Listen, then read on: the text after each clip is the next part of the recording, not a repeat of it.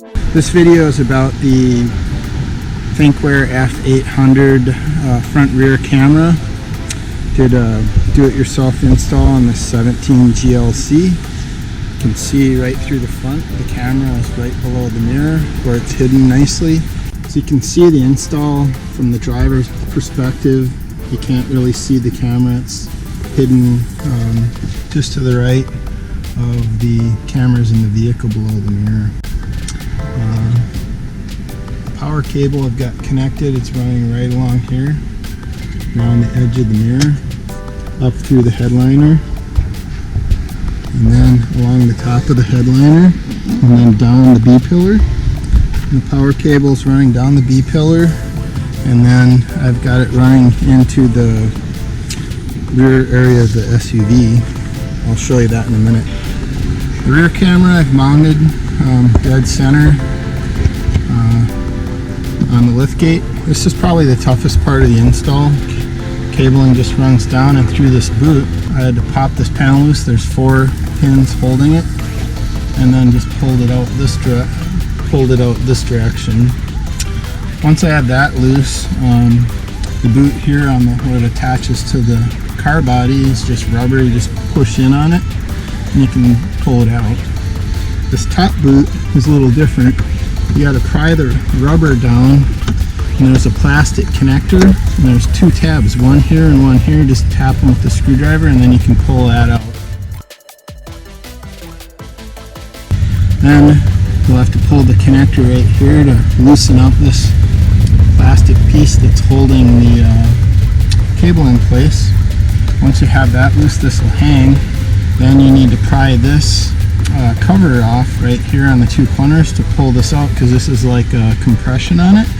You won't be able to get your cable routed through there. So once I had the boot down, I had it level, and then I used an old fishing rod that was stiff and pulled the cable through it. The rear camera cable is just going up and under the headliner, right across the top, all the way to the back of the vehicle. The rear camera cable is about 20 feet long, so I've got some of the excess in this panel, and then right below here I've just got the rest of the excess coiled back and forth, a few feet of it in there to hide the cable. Alright, I've run my camera cable from the front dash cam into the back, and found that I'm going to put my Cellink B right down in this little spot underneath the load player. I don't really use this space too often. The reason I got the Cellink B is this vehicle has an auto start-stop feature. I don't want it to interrupt or possibly interrupt the camera while it's recording, and in addition I don't want it running the battery in the vehicle down while it's parked. And installing this will allow the cameras to run in parking mode. Got my handy snap-on circuit tester here. I've got it hooked right here to a screw for ground. We're going to open this up, see where we can hook up our Cellink. And here is the fuse location manual. So we're going to check here and see which fuses are live. These are all lit right here. We're going to get over here. Oh, these 15s are not, and 10 are not powered. So let's take a look and see what they are.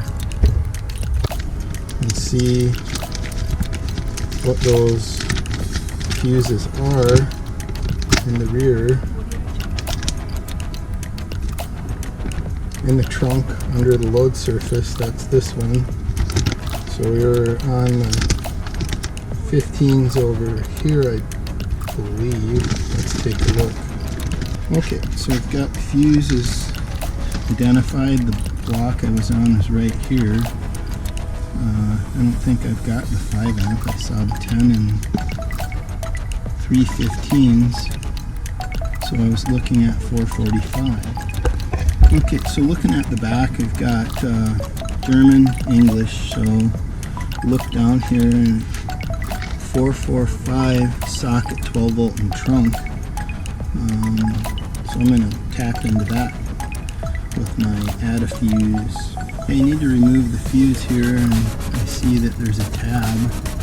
We have to make sure we push backward on the tab so we don't break the holder when we pull the fuse out. So I'm going to put the camera down like that. Okay, so I just used my needle nose, pushed back on the tab there, and pulled out the 15 amp fuse for the power socket that's up here in the cargo area.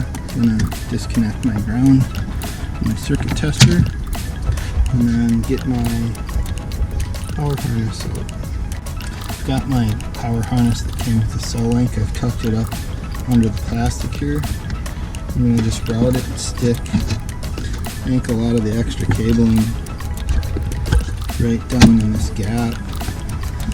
I've got my T27 socket to take the ground screw right there loose, and then I just put the ground over the screw and tightened it back up. Okay, I've got the other end of my harness here. I've split the ground wire here back a ways. I've crimped on my Tappa fuse to the end. Make sure you use a crimp and not a plier so you get a solid connection. It's not going to come apart. I've got all this extra wire here,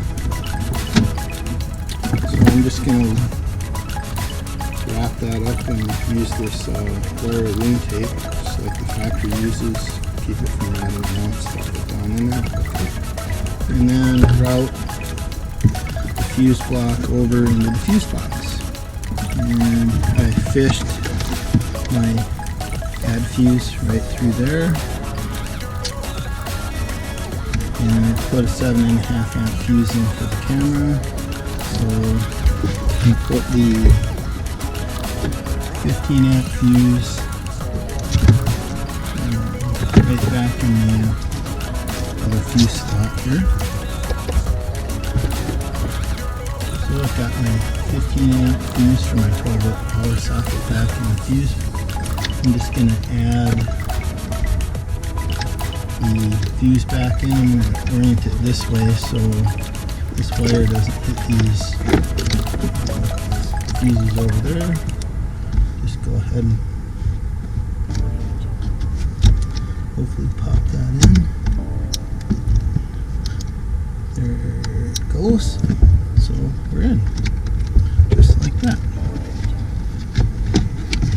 Let's close that back up. And I'm just going to hook up the power here.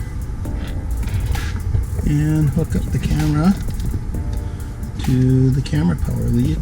There you go. I've connected up the power and the camera power right here.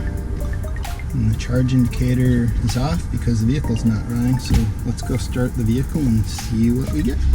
Okay, the vehicle's running and the Cellink beeped and then the charge light came on, so we're good to go. Just a word, this fuse panel here, you know, on the internet, so I've seen that some of the Canadian spec people hooked up their dash cams to a 216 block. This is a US spec. There isn't anywhere in the fuse box to hook up to where the 216 fuse would be. Ground fuses that are switched up here for the airbag system, definitely want to stay away from those.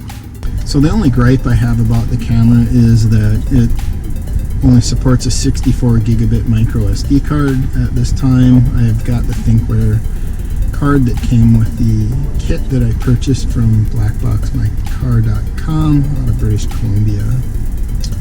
So we'll see how that goes. I've got the camera set to time-lapse mode in parking, and it takes 2 photos every second and posts to the card, and after 8 hours it wasn't erasing any on the partition on the card, which I haven't changed the size of just yet. There you have it. That's my semi-complete video of the do-it-yourself installation of the Thinkware F800 2-channel dash cam in my 2017 Mercedes GLC 300. Hope you find it useful.